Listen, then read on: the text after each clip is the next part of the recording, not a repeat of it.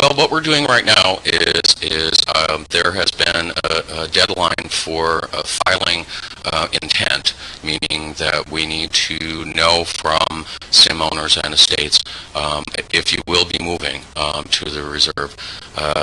Timeline-wise, we are looking at Linden Labs has pretty much told us they need to see a completed ticket request, and that means the grid layout with who's going, names, numbers, all of that. They need to see that and have that in, and they can begin that process physically. They can start scheduling the man hours needed on the computer or the server or whatever they do in Magic Land to get those things rolling for us.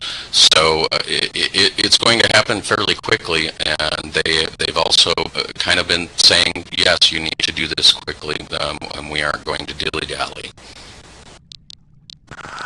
And well, what will happen with the current area if people don't want to move? The current cluster, the current configuration, Yes. is going to continue to be the GA as it always has been. We will continue to manage it to the best of our ability.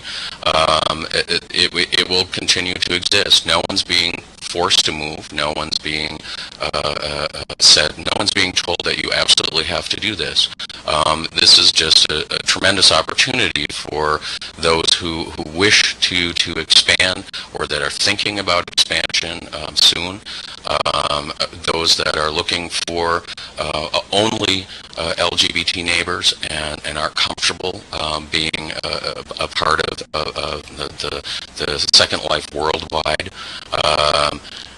Does that make sense? Yes, that makes perfect sense. Okay. You know, I think that was perhaps a concern of a lot of people, is that they would be forced to move. And and I need to clarify that some sims will be moving, some sims will not. Right. It is not a cheap thing to do.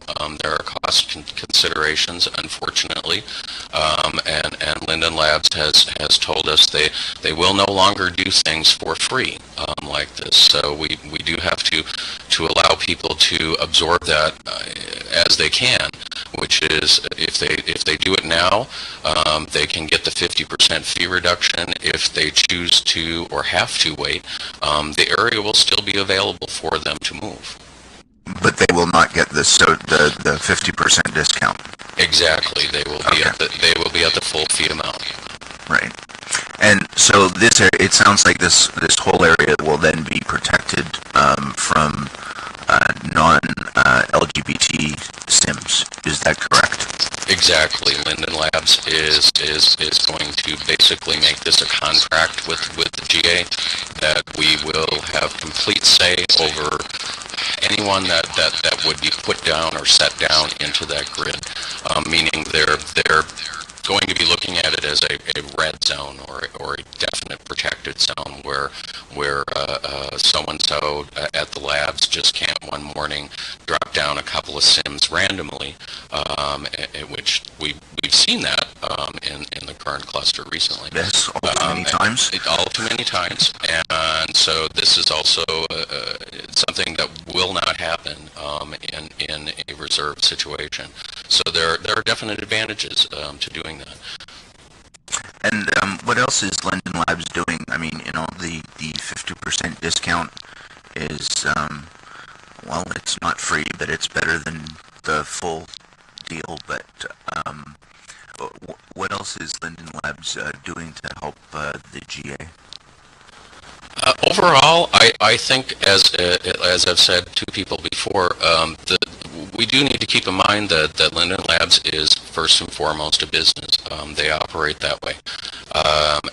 When we get things through negotiations such as this 50% reduction, it's because we've worked to get that. From a business standpoint, we've asked for those things.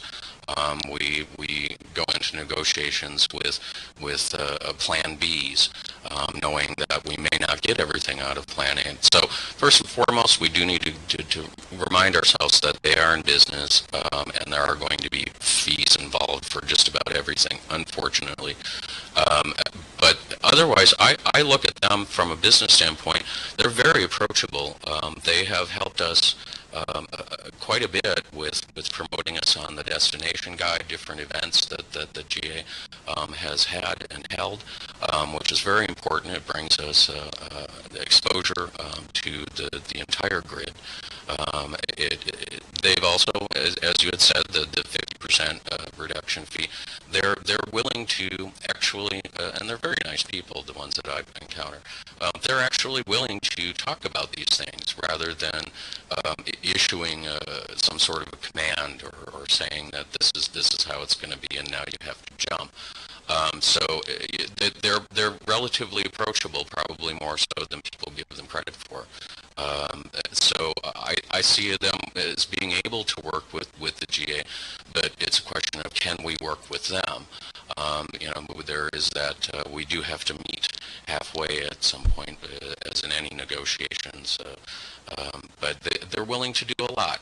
I see a lot of things a lot of inroads that the GA still has yet to take with Linden Labs, and hopefully we can make those inroads.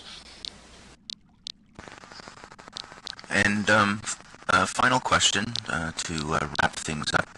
How do you imagine the new Gay Archipelago area looking in the future, and what configuration do you see it being in?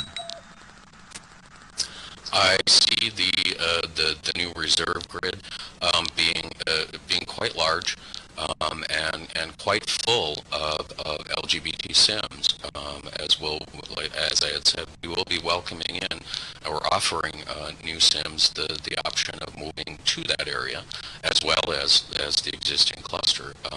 But I'm assuming it would be advantageous for everyone to take the reserve option. So as far as layout, it's going to be very similar to what has been done in the past. There will be a part of a region set aside for settling in our RP friends, who do need a little bit more space in order to operate, and some of them expand very quickly, as we all know. And there will be the entertainment district, where we will cluster existing entertainment with entertainment that's coming in, so that it kind of makes for a good neighbor situation. We don't want to have quiet residential area right up next to the strip club. That always spells trouble. So there will be these zones, as we look at putting this grid together, where we will be attempting to identify who these Sims are as they come in or as they move in, and which area or which block or region, as you want, they should be placed within. And also, everything goes along with, just like it always has, there are neighbor requests. And is it going to be okay for you, Alum, if we set the Sim down next to you? And you would be able to say, give your opinion in one way or another. And we would take that into consideration as well. Well, I'd like to thank you, Garth, for coming to our first show. I think we've learned a lot. Is there anything that you'd like to add? Do we have any upcoming events that you'd like to promote? Oh, of course. There's always events in the archipelago, and I did want to remind everyone that coming up, beginning Friday the 28th into Saturday and Sunday the 29th and 30th, the events team has been working very hard to put together Halloween weekend. So everyone needs to kind of take a look at the notices that you get and check the blog, as there's going to be a lot of exciting events. Excellent. That sounds fantastic. This has been an interview with Garth Raleigh, and I'd like to thank him again for coming, and hope you all enjoyed the show.